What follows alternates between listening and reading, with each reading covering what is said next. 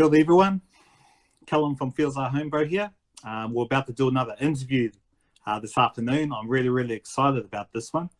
So before we get started, if you could just let me know where you are in the world, and if you can hear me properly, that'd be great.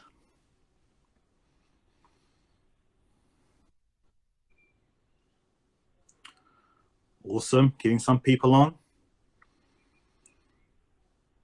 Yeah, so for those that don't know, this afternoon we're interviewing Andrew Judd.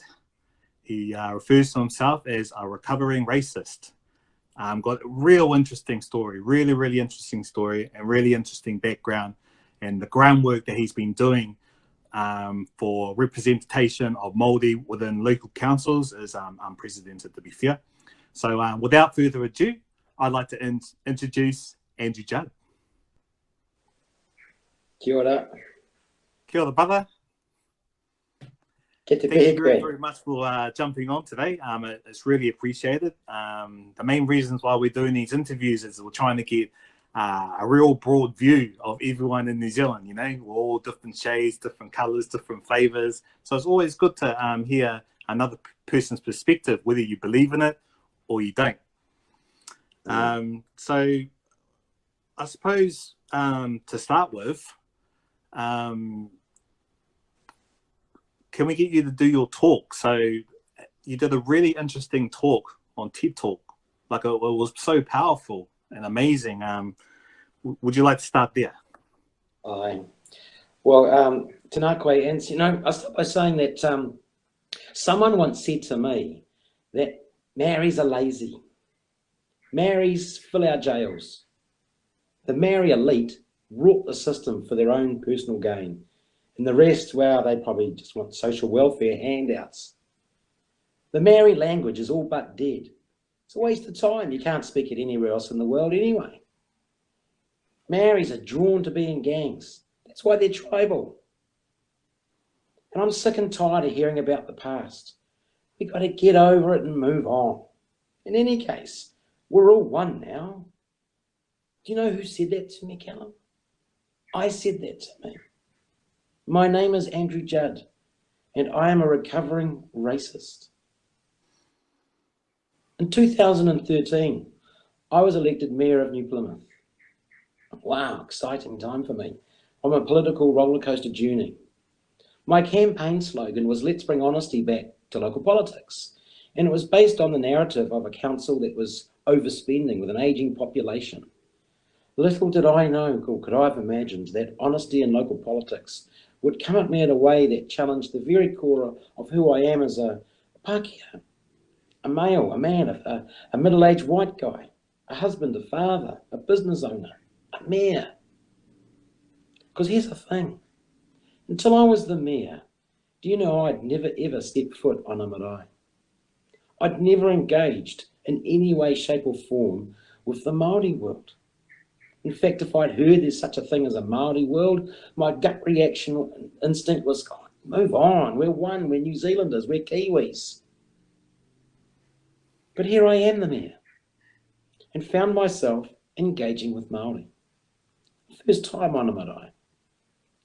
And what I was experiencing was at odds with my inner deep sense of how I'd been raised as a Pakeha New Zealander. The stories I was hearing from the worldview of Māori's perspective around everything that had happened in our past. I was being accepted, included, educated.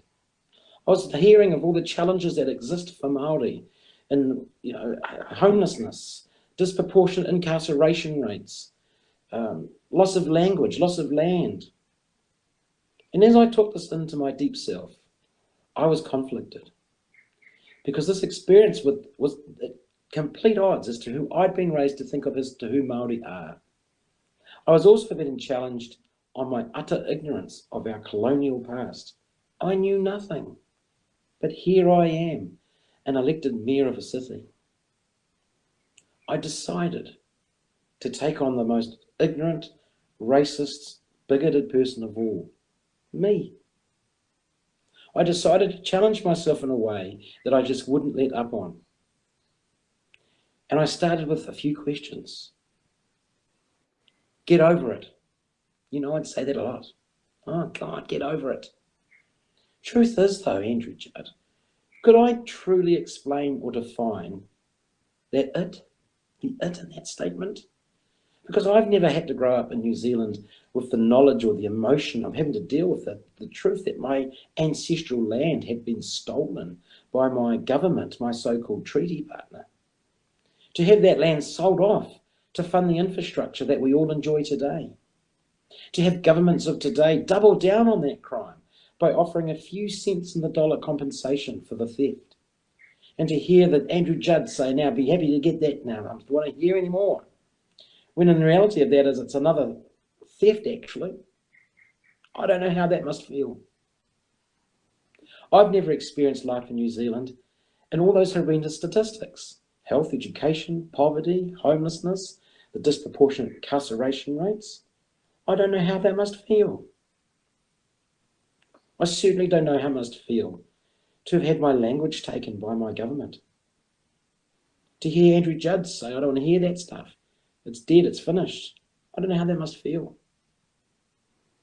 And I certainly don't know how it must feel to be a minority in my own country, having to exist with policies established by a different culture. So no, I can't explain or define the it, because it has never happened to me. And yet without any inner moral dialogue, I thought I had some inert right to pass a judgment onto a different culture of people. An expectation and judgment that never has to be placed on me. Who did I think I was? Who gave me that right to sit in such high moral judgment and expectation? Colonisation did, Andrew. You're experiencing the benefits of that privilege. You've just never thought to ask yourself that in the past. I kept pushing with these questions of myself because I also wanted to know why it was so easy to deflect away and ignore what I was asking of myself. And I'd come up with what I thought were sincere, deep thinking responses, justified things like, well, it's happened throughout history. We can't be stuck here forever. Look, it's not my fault. Don't blame me. I didn't take the land or stop the language. I'm trying to do the right thing. I'm doing some pronunciation at the wānanga. I'm trying to be a better person. Until I realised that again is my privilege speaking. No, I didn't take land or stop language. What I've done was remain ignorant and allow that ignorance to justify what happened. And furthermore, by ignoring it and justifying it was actually another sense of colonisation again. I was continuing it. I deflect off, as you do, as I would do. Well, at least we're not like Australia. Or I'm not the KKK. But then where do I sit? I think, Andrew, you're racist. Because the sad reality in New Zealand is Pakeha to Pakeha, we aren't mature enough to talk about our own racism towards Māori. Because for me, it was a sense of a guilt, something lived deep in me that I would react to in a vigorous way, an angry way. I couldn't look at the Māori flag or the marae without feeling some sort of anxiety. Waitangi Day, just a day off, right? And then the news would come on. It'd be like, oh, now look at these Maoris. Now what's wrong? When are they going to move on? I was deeply sick with privileged racist attitudes. No, not KKK or Australia. A Pakeha with racism towards Māori. A Pakeha with racism and bigotry towards Māori who was enjoying all the benefits of what my ancestors stole, put in systems to exclude. One of the first challenges as mayor was the question of Māori representation on council. Because we have a treaty, Te Tiriti o Waitangi, and one of the requirements under that through local government or councils is to include Māori in the decision-making of council decisions. And so it became, well, how do you do that in an effective, real, authentic way? Because most councils, and particularly New Plymouth Council for us, was a side committee called Committee Māori. And it's had its day. It's tokenistic. It's not real. Māori deserve, by right, to be at the table. So we have an option in New Zealand to establish a Māori ward seat, just as we have Māori seats in Parliament. Māori voting for Māori by Māori to represent Māori at the table under decisions. We have other seats on councils, rural seats for the farming areas, city for the city people. But here's the kicker, only that Māori ward seat can be petitioned and removed. And although our council voted to establish the Māori ward seat, that's what took place. That decision ignited an angry response from my community. It was a response that I recognised, a response I identified with, a response that told the true picture of who we are towards Māori.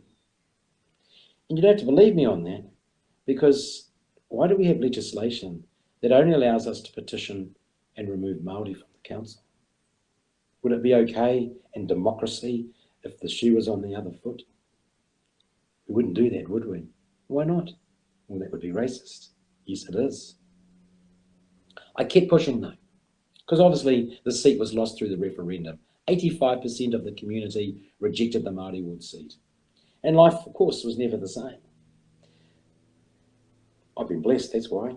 Blessed in this not being the same. Blessed to now say, I'm going to continue challenging myself. Because the ease at which to just let it lie and carry on was immense. But that speaks to the privilege that I have as Pakeha, because there's no consequence to me. It's an even privilege to talk in this way, because I can't imagine how it must be to have watched my community take a petition to exclude me from the table, and then to hear the same people say, well, they need to engage. What's wrong with them? I mean, think about that. Do you think that council respects and values your input and your view? What about our view? Why? They just petitioned to keep you out. It's a horrendous way to divide us and to control Māori. So that's not a point of view, that's a fact in law. So I kept pushing. We're all one now anyway.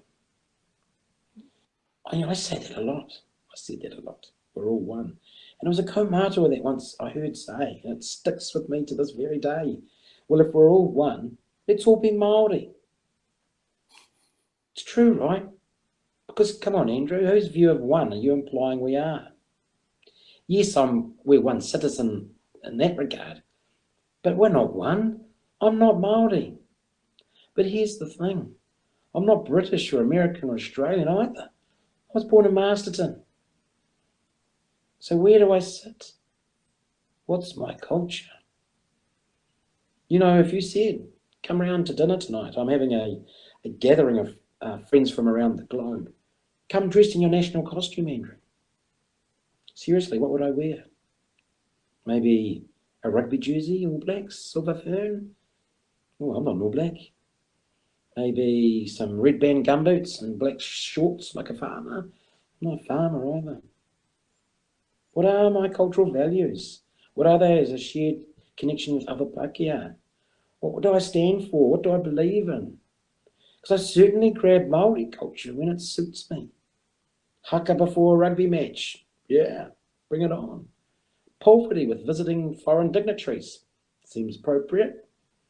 But I don't know how to do a haka. I can't speak to the old Māori. I don't know what a pōwhiri really means. But we're all one, right?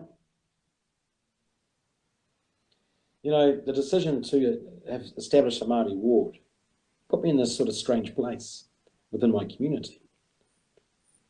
Because I was wanting people to challenge themselves around the structures that we have and wanting to go deep into yourself, challenge them with the questions I've asked of myself.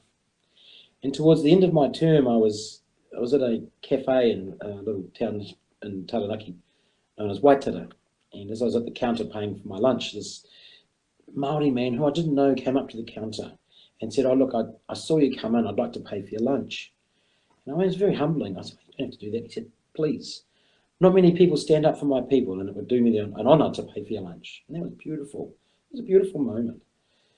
And as I thanked him and left, waiting on the pavement was a gentleman, and he came at me and said, oh, I thought it was you that went in there, Judd. Now, we voted for you to sort these natives out, and you've mucked it up. And we all hate you for it. Wow, kiss and a slap within 5 minutes of each other. But you know, a deep realisation that That angry man is me and I am him. And we both have an unjust fear that was planted deep within. I couldn't seek re-election, not because I didn't want to, I'm a politician. But this was a question that runs deep into who we are as a nation. This wasn't roads, potholes, and art galleries and rates. It talks to the world about who we are and actually what my ancestors have done to Māori, did to Māori, and what we continue to maintain against Māori. This runs far deeper than a seat at the table. This becomes a challenging question, and I say to people, and all those horrendous statistics that Māori have to endure, and poverty, homelessness, disproportionate incarceration rates, the loss of identity, language and land, that is all the result of policies and procedures that Pakeha installed. Pakeha are the problem. We always have been. Pakeha are also the solution. And I say to my fellow Pakeha, you don't have to believe me or agree with me, like me or not. It's irrelevant. What matters is what questions you've asked of you, because only you can answer those. At the end of my term, or time on council, we did a beautiful thing. We walked from the office of the Mayor of New Plymouth to Parihaka over 3 days, a hiko. And I just love to share the fact, that after all the angst in the community, the ultimate petition to exclude Māori from the table, the people of Parihaka still welcomed us with open arms, love and inclusion. The blessing I touched on was, do you know what? The beautiful people of Māori were always around me. I was just raised by a nation of Pakeha to not see it. And that is wrong. And it is time, well past time, for Pakeha to challenge Pakeha and brave, staunch conversations around our bias, our privilege, and our racism. Kia ora. Yeah. Thank you for sharing that kōrero with us, Andrew. Powerful words. And I saw the message that us as Māori don't often hear, especially coming from a Pākehā from New Zealand. I see that before this interview, I've seen that you've been petitioning now for 2 years and 134 days. For you personally, how do you see this playing out as far as the timeline goes? How can more awareness be raised? How can more people get out there? Because you just seem like a one band march kind of thing at the moment. How do we create more awareness and more people getting involved with it? Well, kia ora for that. So for me, it's like moving a mountain one stone at a time. And once you see something, you can't unsee it. If you choose to unsee it, then you're part of it. And so whether I'm one person or 10, a million, whatever it is, we must all stand strong against racism. And we all must stand side by side and honour what I say is what our ancestors promised. I mean, I'm moved to such emotion to think that the Māori ancestors signed a treaty to allow us to be here. I mean, when I come back to the question of my identity, I was given an identity. I was gifted a place here by Māori. I'm a Pakeha. I'm a treaty partner to Māori. It is a special privilege. And with that comes a responsibility. And so what do? We continue to challenge the positive within that, because otherwise we let the evilness and the darkness control everything, and that's not good enough. So jump on board, have those conversations with each other, challenge anyone and everybody, whether it's legislation, whether it's workplace, social clubs, everything. It's fascinating and exciting to see that education is now going to include our history. I think there's more pain to come because, for Pakeha at least, in that once this starts to unravel as to what's been hidden and the truth comes to light, and it always does and always will, we know this, we're going to need some brave people around us to help come to terms with the reality of what's been done to Māori. Māori have been suffering since Cook arrived. And if I'm one person on my own, so be it. But I saw something that I can never ever unsee. And I am by extension the eyes of my ancestors that did those horrendous things to Māori. And so it is upon me to turn that back around. Yeah, right. So it must have been an interesting journey for you, Andrew. So one minute you're mayor of New Plymouth, and then suddenly your eyes are opened up to something that you've never experienced before. Was there, like, it must have taken incredible courage and bravery to even take that step forward. Did you find that? And at any point, because I know you got spat on and all sorts of things, eh? Someone turned up to your doorstep with Nazi regalia. Was there any time that you thought you need to back off, or yeah? No. No. Something, a few things happened. None more so than my first visit to Uwai Marae on Sir Maui Pomari Day. And so I talked in my speech, I'd never been on a marae. This was my first ever visit on a marae, let alone as the mayor. And I'd had some sort of tuition to do a small introductory pepeha, and I couldn't sleep the night before. Was I going to hongi? Do I hongi? How do I hongi? Do I hongi everyone? I was nervous wreck, and because I'm in this place of why am I like this? This is ridiculous. Yeah, you know, when I got on to the marae, and something touched me. I can't explain it. It was like the roof, the walls, the floor, the carvings, the pictures, the people, the waiata was calling out to me, and it was calling to pick up what I term an inner mirror. Pick that mirror up, Andrew, and take a good long hard look. Because, son, if you're going to bring honesty to local politics, which is what you campaigned on, the reflection in that mirror is where the honesty in local politics lives. And that mirror was a reflection of my racist self. And I knew from that point I could not unlock. I had something new sparked in me that I required to do this, whether that meant, and it meant, no longer being a mayor, no longer whatevers, because it was a truth. And with all the grief and stuff that came, a lot of positive too, but in all of that, yes, of course, isolation, loneliness, aggression, all this amazing stuff. I saw myself in all of it. That's how I've been raised to be. It's so beyond sad. Pakeha's so broken and they don't even know. How can I not now stand in that place and try and help, even though you're going to get it all whatevers? Because on the other side is the beauty of what I experienced at Pariaka. It's amazing. It truly is. And so if we can only truly weave ourselves together, I know it might sound a bit off the wall to say it like that, but it's true. The promise that was laid out is just beautiful. And it's just this big bias that's in the way.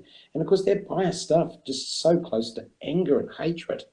And it's so easily inflamed. And I know that, you know, just by saying we should support a Māori seat at the table.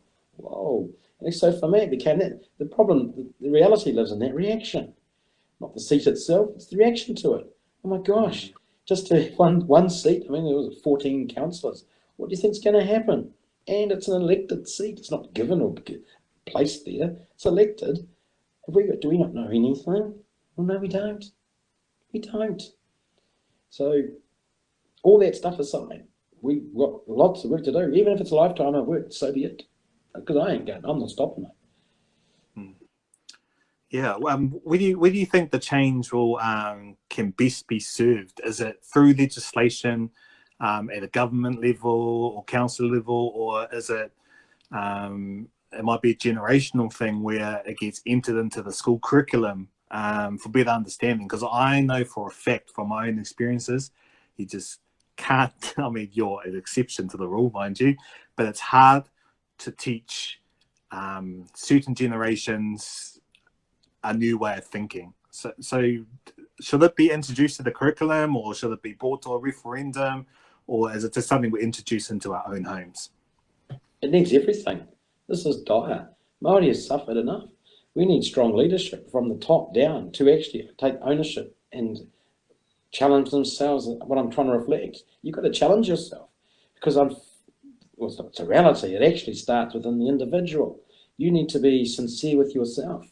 And the easiest way to challenge that, I say, because look, let's be honest, I'm not saying anything new. I'm not saying something that Māori have been saying since we rocked up here in the endeavour.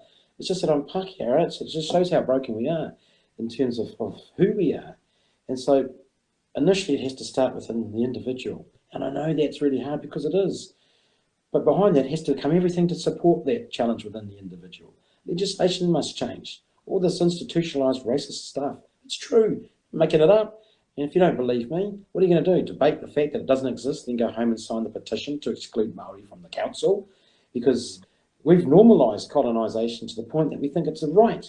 And from that, it's all part of the same disease, really. And so, yes, unfortunately, it will take time. But to stay silent is worse. Because go further, I can imagine there's going to be the whole pockets of those learners of tomorrow getting challenged by the grandparent of today as to what they've just brought home. So there's a lot of more, I just referred to, a lot more difficult conversations to be had. But let's have them. We have to. We cannot hide this anymore. What was done is horrendous. What was taken is not good enough. Treaty settlements, to me, haven't even started. I mean, what an insult to offer a few cents in the dollar and say, that's it. No, it's not. You've doubled down on the same crime. In fact, you've made it worse because you're supposed to be more enlightened. And we know there was not enough money. Are you kidding me? With all due respect to COVID and the things that had to be done, there was money, all right, just not money you wanted to spend to do the right thing. Which then says to me, what were you saying sorry for? You weren't actually even sorry then, weren't you? You're trying to get off it for as little as you could. And you divided Hapu and Iwi on the way as well. So again, it's the continuation of colonisation. So directly to your question, yeah, it will take time. But let's keep the momentum up and let's not stay silent anymore. And my challenge becomes, or is rather, Pakeha to Pakeha. Māori can't fix this. We are the ones that are broken. Because you know why I know that? Because all the systems that we live with are ours. The whole system is Pakeha, designed by us, for us, to suit us. And I also know that to be true because if you have one option to have a Māori seat at the table, we've even put a ability to petition to exclude it. And here's the thing, who created the idea of a Māori ward seat? Pakeha. I mean, it's horrendous, we're so blind to ourselves. And who gets a kicking for maybe wanting to utilise the option? Māori, it's just nuts. It's just the same stuff. What are we, 1840s still? Yeah.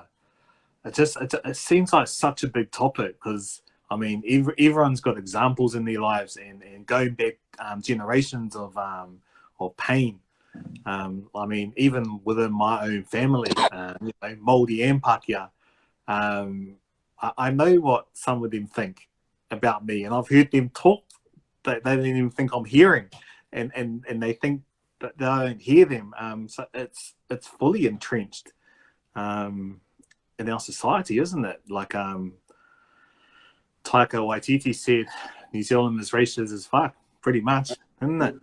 Yeah. And we have to unpick it because we'll go nowhere. Nothing will change. And if we don't challenge it, then it's succeeded. And I cannot sit by and watch the slow erosion of a culture, of a people. It is unjust. It is so wrong. And that's ultimately what colonisation does. It is taking someone's right to be who they are away. And we don't... how did we win that right? We did it through the musket first, and now we do it through legislation. But it's the same outcome for Māori. I mean, if I could wave a wand, this needs to become returned back to a Māori nation. Excuse me, because it just simply does. Because it's not ours. It was never ours to take. Wow. That's interesting. I've never heard anyone say that before. Not someone not Māori anyway. I think they're great. Yeah. So if we're talking strategies or processes to make this a reality, because a lot of people talk about this and not many people walk it because there's not really a clear path. Can you envision a clear path to get to the destination that you want to be? Sorry, I've got strep throat of all days, but I think there needs to be perhaps a degree of disruption. There's a fine line between relevant and radical. I get that. But without a bit of radical, there's no change. And I challenge those that stand for office to actually, why is it radical to get rid of racism? I don't know, but it appears to be. This is why you've got to keep pushing. And so, excuse me, look, there's so many strands to this, as you will know. And you've experienced it. I mean, every day there's a scenario where you get challenged, right? And because I just know people are battling with themselves. But for me personally, I don't care what you think of me. It's irrelevant what you think of me, because it doesn't matter. You know, again, I say it's what you think of yourself. And whatever you respond to in any of this stuff speaks to who you are. But we must stand staunch and strong. I'm a firm believer, and if we're going to get political, I'm a staunch believer from a Māori voice in Parliament that's independent, whether that's the current form of whatever parties there are. But Māori should be at the table, half each. No ifs, buts, maybes. There should be one seat at the council table. Every iwi should have a seat at the table. I mean, it's an insult to even say one seat. What are you on about? I mean, and then turn around and have different seats for our rohi as Pakeha. I mean, it's insulting. So that's, I mean, you might get one Māori wood seat, but behind that, I'm going to continue to push for every iwi should have a seat. And even extent that every hapu should be included, because we're in a Māori nation and we should be living and including Māori protocols and values. And I think that's exciting because we haven't done a very good job. In fact, we've done a horrendous job, and it's all British. And here's the other thing with that. I'm not British. The royal family's not mine. I'd rather have the kingitanga. I mean, when I come home to New Zealand. I was gifted a place as a treaty partner, and I've got a responsibility to do that, and that is to respect tangata whenua. Yeah. Wow. This has been so interesting, this corridor, bro. I've heard some things I didn't expect to hear, actually, and it's I'm a writer. I'm going to write some thoughts down about this afterwards. I suppose before we wrap it up, are there any last words you'd like to say to the audience on your thoughts or what they might be able to do to help this cause? So, kia ora for that. I just say, look, at the end of the day, as I said in my sort of opening speech there, it's any change starts within yourself. And I can only speak for myself, of course. And I don't speak for Pakeha or on behalf of Pakeha. I speak as a Pakeha. I am completely Pakeha, born and raised in Marsden. English descending, whakapapa or family. I was gifted a privilege. That privilege came about at the end of a musket. That privilege has institutionalised this nation to the benefit of Pakeha. And I say, do not accept any of it, ever again. Enough is enough. Māori are so loving and beautiful. You keep taking it and taking it. It breaks my heart and brings me to tears. Pakeha don't realise how lucky we are to have such a loving culture in our treaty partner. But that's what we have. And my direct challenge is, I'll say again, Pakeha to Pakeha, around the dinner table, around the workplace, in your sports clubs, your organisations, call out racism once and for all. Challenge your own self. Challenge, if you don't know anything, go and find out. To turn away and not know is not good enough. It's going to change. It has to change. We have hidden a crime for too long. And I implore people to stand strong. It can be isolating and lonely, but you'll know that history and the truth is on your side. And I'm only a phone call away. If I can help in any way, let me come and help move some stones from the mountains that you're moving, whatever challenge that might be. Because it's true. We have to do this together. But in the main, Pakeha has to put back and put right what it took and broke. Wow, awesome, Andrew. Thank you so much for jumping on Feels Like Home, bro, today. It was very insightful, like I said. No doubt we'll try to get you back on at another point. But yeah, mauri ora, my bro, and thank you very, very much. Kia ora. Thank you for the opportunity. All good. Kia ora.